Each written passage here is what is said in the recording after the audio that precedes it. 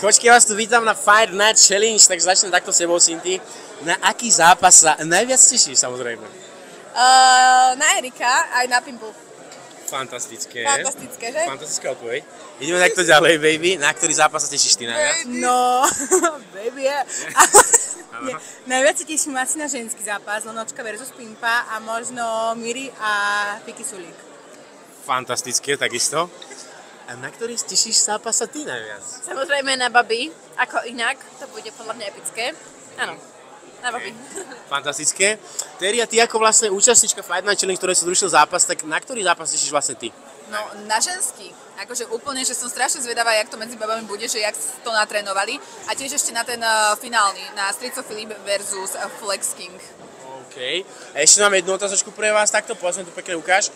Vedela by si niekedy predstaviť ty sama seba v ringu? Keď to takto vidíš? Akože ja boxujem, chodím na tréningy, ale asi do ringu by som nešla. Čiže iba tak rekreačne, ale zápas by sa si nedala. Ja by som mala strašný stres pred tým, akože to by som nechcela. Takže ty nie? Ne, Okay. možno, za veľa peňazí. Dobre, vybavíme. Oh. A taká istá otázočka, nejaký zápas, vieme, že ty máš nejakú tú ambíciu, dala by si? Akože je to o tom, že ja milujem box, milujem sa na to pozerať, milujem sa pozerať na zápasy, ale nie som si istá, či by som išla do toho ringu na 100%. OK.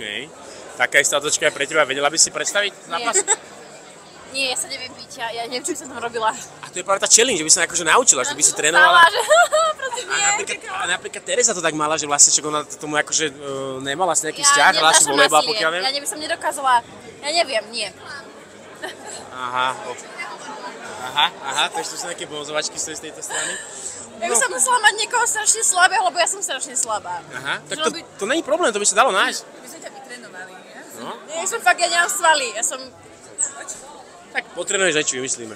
A tedy teda vlastne ty zápas môžu čakať ešte nejaký určite z tvojej strany? No ak niekto bude so mnou chcieť ísť, tak veľmi rada, len zatiaľ som nenašla nikoho, kto by so mnou chcel ísť, takže...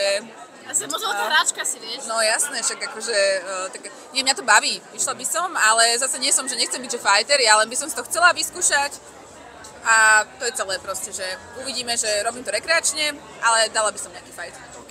Ďakujem krásne, kočky, za rozhovor, bolo to fantastické, ešte sa s vami odfotím a môžete ísť pokračovať v súťaži.